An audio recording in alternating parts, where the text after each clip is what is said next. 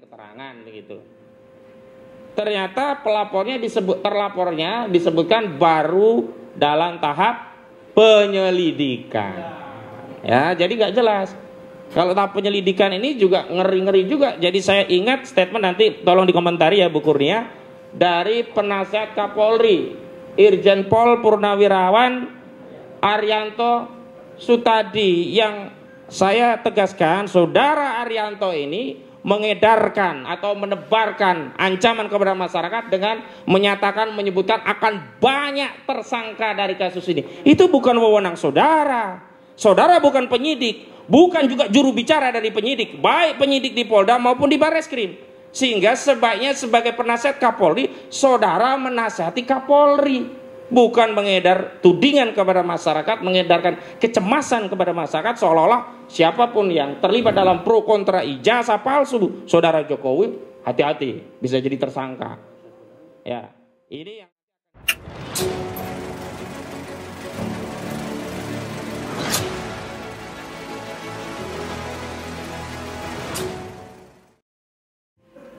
Bismillahirrahmanirrahim. Assalamualaikum warahmatullahi wabarakatuh. Terima kasih saya sampaikan kepada rekan-rekan media yang sudah memenuhi undangan kami, sebagaimana undangan yang baru semalam mungkin ya disampaikan.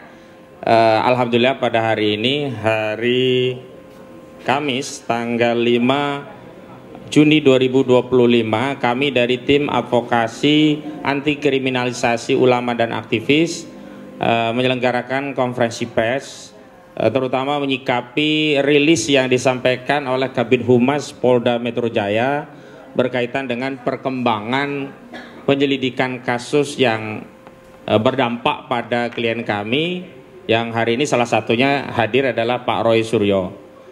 Yang pertama, kami ingin tegaskan bahwa dalam konteks penanganan perkara dugaan pidana pencemaran dan fitnah yang dilaporkan oleh saudara Joko Widodo pada 30 April 2025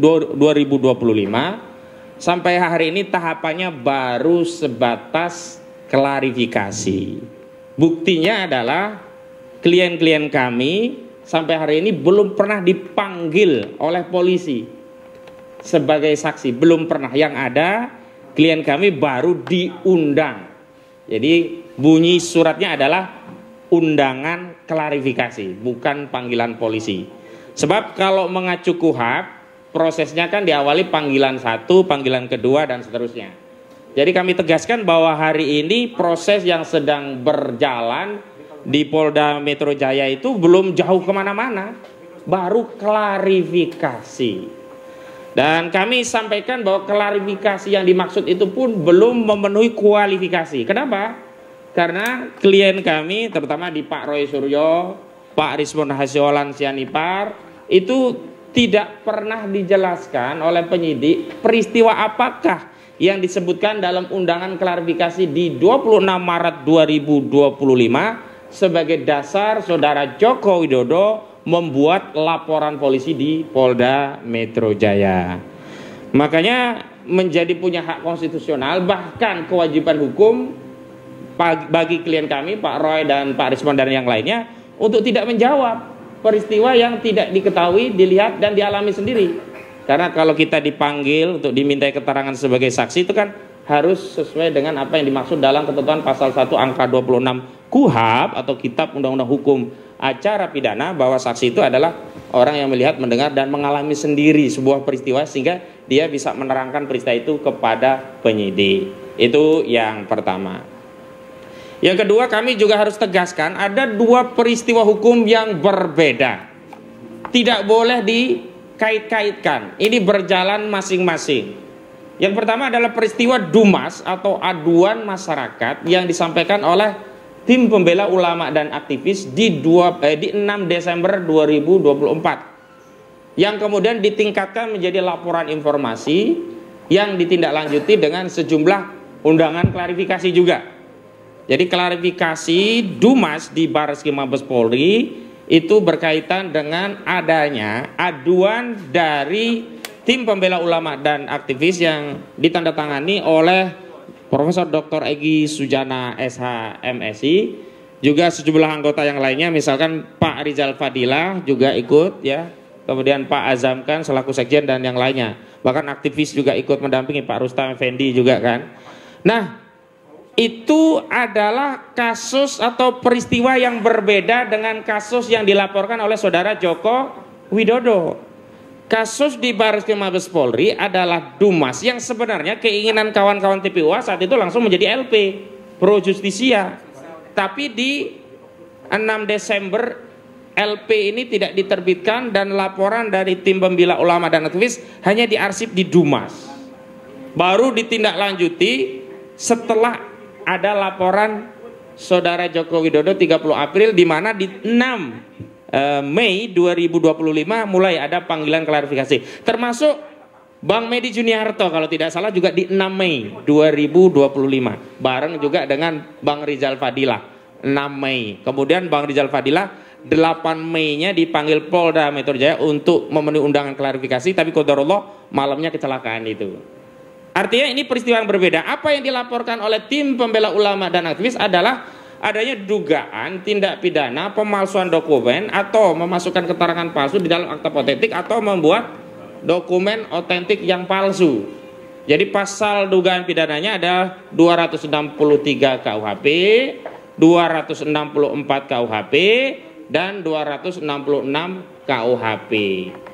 Nah, inilah yang terakhir oleh Direktorat Tindak Pidana Barreskrim Mabes Polri, Direktur Tindak Pidana Umumnya, Brigjen Pol Johandani Raharjapuro, waktu mengumumkan hasil tes laboratorium forensik Mabes Polri menyatakan hasilnya identik dan penyelidikannya itu dihentikan.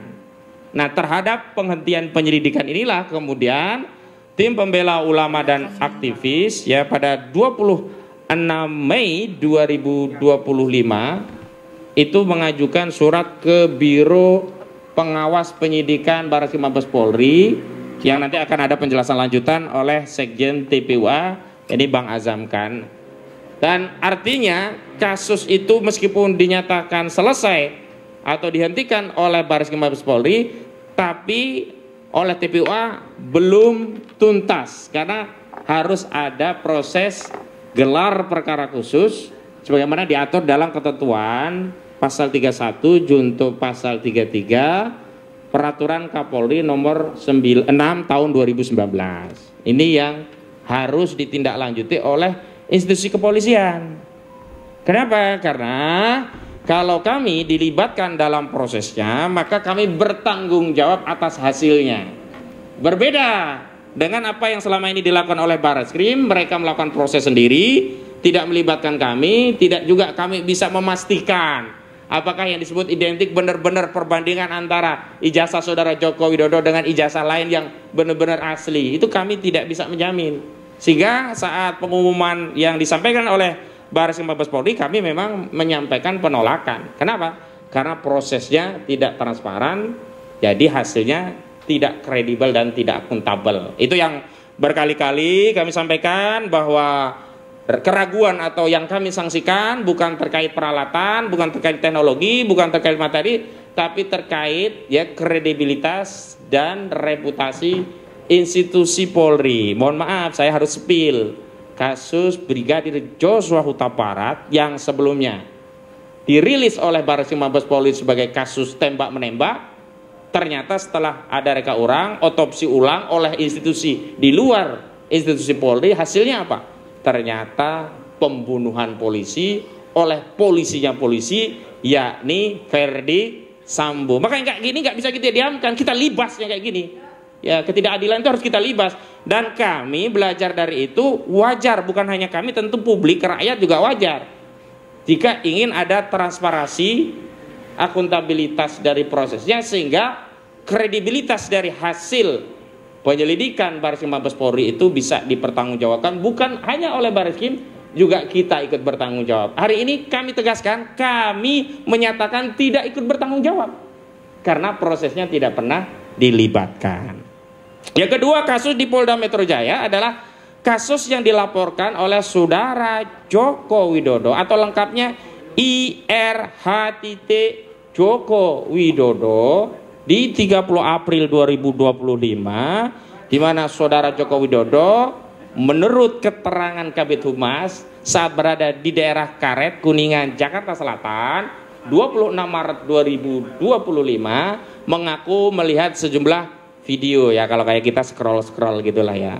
Kok ini ada mungkin ya, kok ada omongan yang saya nggak nyaman. Nah, itu yang kemudian dikumpulkan 24 video dan dibuat laporan polisi. Itu yang tidak pernah muncul saat pemeriksaan klien-klien kami memenuhi undangan klarifikasi. Karena tidak pernah dijawab peristiwa 26 Maret itu peristiwa apa. Tidak pernah disebutkan. Kita mendapat peristiwa itu, keterangan bahwa itu peristiwanya adalah saat Saudara Joko Widodo ada di daerah Karet, Kuningan, Jakarta Selatan. Itu ketika ada rilis dari Kabid Humas, Kabid Humas Polda Metro Jaya, ya, Kombes Pol Ade Arisam Indardi. Jadi nggak keliru kalau kita bertanya, kenapa? Karena dimintai klarifikasi, peristiwanya tidak jelas begitu. Nah, ini yang kemudian diduga kalau laporannya adalah penghinaan dan pencemaran. Makanya kami selalu tegaskan kalau pasalnya penghinaan dan pencemaran terkait Saudara Joko Widodo merasa dihinakan sehina-hinanya, direndahkan serendah-rendahnya, maka yang relevan pasalnya adalah 310 KUHP tentang pencemaran, 311 KUHP tentang fitnah, dan okelah masuk Undang-Undang ITE 27A, Undang-Undang ITE tentang menyerang kehormatan melalui sarana elektronik. Tapi di undangan klarifikasi itu muncul pasal-pasal selundupan, ya, pasal 35 ya dijuntukan dengan ancaman pidananya, dan pasal 32 dijuntukan dengan ancaman pidananya. Jadi yang 35 itu ancamannya 12 tahun penjara, yang 32 itu ancamannya 8 tahun penjara. Ini yang kami kritisi, yang sampai hari ini tidak mendapatkan jawaban dan klarifikasi. Karena sejak awal tidak ada kasus ini yang mengarah kepada delik selain pencemaran dan fitnah. Kemudian saya juga mau kasih tahu, ternyata di luar Polda Metro Jaya di 30 April 2025 ada juga laporan. Walaupun sekali lagi saya tegaskan sampai hari ini klien kami belum memiliki status apapun selain pihak yang dimintai klarifikasi. Saya tegaskan sekali lagi, klien kami belum menyandang status apapun atau tidak memiliki status apapun kecuali diminta klarifikasi. Jadi kalau ada media yang menyatakan terlapornya atas nama A, B, C, D, saya katakan itu semuanya keliru, bohong. Kenapa? Justru acuan siapa yang terlapor itu adalah keterangan resmi dari penyidik. Saat penyidik memanggil klien kami dan sebelum terjadi proses mengambil keterangan untuk klarifikasi, itu ditanya, ini terlapornya siapa? Agar menjadi jelas. Kalau terlapornya ternyata saudara kita, kan kita boleh menolak untuk memberikan keterangan begitu. Ternyata terlapornya disebutkan baru dalam tahap penyelidikan. Ya, jadi nggak jelas. Kalau tahap penyelidikan ini juga ngeri-ngeri juga. Jadi saya ingat statement, nanti tolong dikomentari ya Bu Kurnia, dari penasihat Kapolri Irjen Pol Purnawirawan Arianto Sutadi, yang saya tegaskan Saudara Arianto ini mengedarkan atau menebarkan ancaman kepada masyarakat dengan menyebutkan akan banyak tersangka dari kasus ini. Itu bukan wewenang saudara. Saudara bukan penyidik, bukan juga juru bicara dari penyidik, baik penyidik di Polda maupun di Barreskrim. Sehingga sebaiknya sebagai penasihat Kapolri, saudara menasihati Kapolri, bukan mengedar tudingan kepada masyarakat, mengedarkan kecemasan kepada masyarakat seolah-olah siapapun yang terlibat dalam pro kontra ijazah palsu Saudara Jokowi, hati-hati bisa jadi tersangka. Ya, ini yang nanti akan didetailkan oleh Bu Kurnia Triroyani. Jadi saya lanjutkan, selain di Polda ada laporan yang lain, misalkan di Polres Jakarta Selatan dan Polres Jakarta Pusat. Ada dua entitas yang juga melaporkan perihal yang sama terkait ijazah palsu Saudara Jokowi, tapi dengan judul pidana yang berbeda, bukan lagi pencemaran, tapi menggunakan pasal penghasutan 160 KUHP. Dan ini sudah masuk duluan sebelum Saudara Joko Widodo memasukkan laporan di 30 April 2025. Tapi kemarin saya baca di media, kasus ini disatukan atau dikonsolidasi ke Polda Metro Jaya. Tapi kalau saya punya pendapat, ini sebenarnya bukan dikonsolidasi, sebenarnya memang tak layak ditindaklanjuti karena nggak relevan. Ini sama saja oleh Polres Jakarta Selatan, oleh Polres Jakarta Pusat, kasusnya ini ditolak. Ya, laporan dari Pemuda Patriot itu dan juga Pradi Bersatu sebenarnya secara substansi tidak layak. Tapi ya kasihan kalau dibilang nanti ditolak, nggak layak, dikira nggak ngerti ya, bikin laporan polisi, ya dihibur lah, Bapak, kasus Bapak kita konsolidasi ke Polda gitu kira-kira. Ya nggak apa-apa lah. Tapi saya ingin menegaskan kasus ini sudah masuk pada proses yang masuk kategori lex spesialis, dan dalam asas hukum dikenal kaidah lex spesialis derojat lex generalis. Lex spesialisnya adalah delik aduan saudara Joko Widodo yang menyatakan dirinya direndahkan serendah-rendahnya dan merasa dihina sehina-hinanya, maka pasal yang spesialis punya legal konstitusional untuk menyelidiki perkara ini hanya pasal 310 KWP, 311 KWP, kalau ITE-nya hanya 27A Undang-Undang ITE. Maka dengan demikian seluruh laporan yang berkaitan dengan ijazah palsu, yang berkaitan dengan tuduhan apapun termasuk tuduhan pengasuhan itu tidak bernilai. Karena itu delik publik, delik umum. Gak mungkin juga nanti karena kewenangan pengadilan berbeda nanti sidang, misalnya saudara Joko Widodo baru diadili sebagai saksi korban di Pengadilan Negeri Jakarta Selatan karena Polda Metro Jaya ada di Jakarta Selatan. Besoknya dipanggil hakim Pengadilan Negeri Jakarta Pusat berdasarkan laporan dari Polres Jakarta Pusat. Kan ini membingungkan gitu loh. Kasihan Pak Jokowinya nanti dipanggil-panggil terus gitu loh. Diperiksa dari peradilan sini, peradilan yang lain. Fokus saja. Ya, saya minta penyidik fokus karena sudah ada lex spesialis, yakni saudara Jokowi, dan memang delik aduan yang berwenang untuk mengadukan komplain terhadap wibawanya, marwahnya tercederai hanyalah korban. Jadi nggak ada urusan itu dengan Pradi Bersatu, nggak ada urusan itu dengan apa satunya Patriot Nusantara, nggak ada urusan itu dengan apa yang mengatakan dirinya Rejo, Projo, apalagi Reco dan yang lainnya. Itu soulmate ya, itu nggak punya nilai. Makanya ini hanya punya nilai apa, bikin gaduh di masyarakat saja. Dia bukan Jokowi, dia bukan kuasa hukum Jokowi, dia tidak punya wewenang bertindak untuk dan atas nama Jokowi. Apa dasarnya dia bikin laporan polisi? Kecuali apa? Bikin gaduh. Ya, itu saya tegaskan, bikin gaduh gitu. Kalau dibalik itu ada cuan ya, tanyakan kepada mereka. Karena sebelumnya saya tidak percaya kasus ini ada yang mendanai. Tapi begitu Ngabalin menyatakan ada duit besar dari kasus ijazah palsu ini, saya jadi yakin dan percaya. Dan dugaan kuat saya yang dapat cuan besar diantaranya adalah Ngabalin. Jadi jangan tuduh-tuduh kita. Karena sebelumnya Ngabalin nggak pernah ngomong. Nah sekarang kenapa dia ngomong? Tanya itu, dapat duit nggak kamu Ngabalin? Nah, ya jangan buruk muka cermin dibelah ya kan. Buruk muka tambal saja muka kamu sendiri ya. Jangan belah-belah cermin orang. Baik. Itu pengantar dari saya. Baik, untuk menyingkat maka kita akan coba masuk ke substansi. Tapi sekali lagi saya ingin tegaskan, apa yang terjadi di Barreskrim berbeda dengan apa yang di Polda. Maka bukti-bukti proses yang ada di Barreskrim tidak bisa dianalisa dan digunakan untuk memproses laporan saudara Joko Widodo. Karena dua institusi ini menyatakan hal yang sama. Brigjen Pol Johandani Rojorburo menyatakan akan berkoordinasi memberikan bimbingan kepada bawahnya di Polda. Polda juga katanya akan berkoordinasi menganalisa hasil lab 4 dari Barreskrim Mabes Polri untuk menangani kasus saudara Joko Widodo. Makanya kalau mau fair, tidak menggunakan hasil yang sudah dilakukan oleh Barreskrim, harus menggunakan hasil penyelidikan sendiri oleh Polda Metro Jaya. Makanya kami sudah lama melalui Bang Petrus Celestino selaku koordinator litigasi ya di tim kami meminta agar apa? Ijazah saudara Joko Widodo disita sebagai barang bukti, dianalisa di situ.